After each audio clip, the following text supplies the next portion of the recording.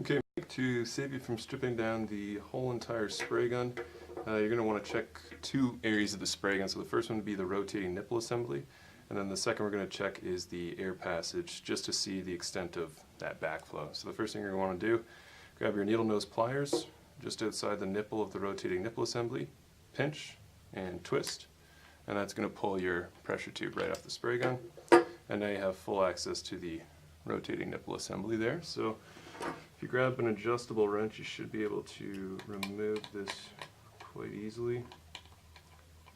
And that's gonna, really all you have to do is sort of, when I say break the seal, nipple comes out. Now you've better expose the rotating nipple assembly. So once again, grab a adjustable wrench, and you're just going to want to attach it onto that assembly, and once again sort of break that seal. You want to be careful too not to mess up the nice chrome finish, but once you've removed the rotating nipple assembly, you're going to want to inspect that to see if there's any sort of debris in there, but you're also going to want to look in here to see if there's any sort of finish. So if you take like a flashlight or a cell phone light, you should be able to see there.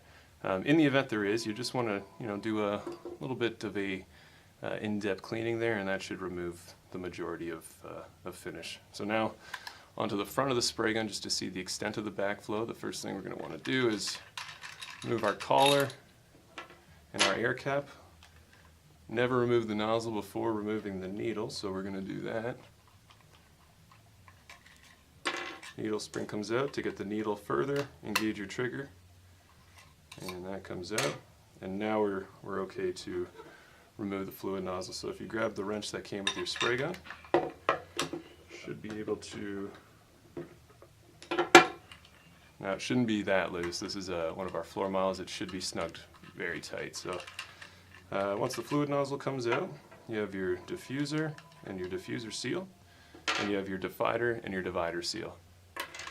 Inside there is going to be the air passages we want to observe. In the event that there is finish on the sides, what that means is that we've backflowed through the rotating nipple assembly, and we've, like I said, sort of reverse atomized that into the back of our spray gun. So I would take a look there. In the event that there is finish there, it's not the end of the world. The beauty of these spray guns is you can really gut them, take them apart, and clean them up real nice. So Jim, extension 225 if you do run into any snags, and we'll work through the issue together.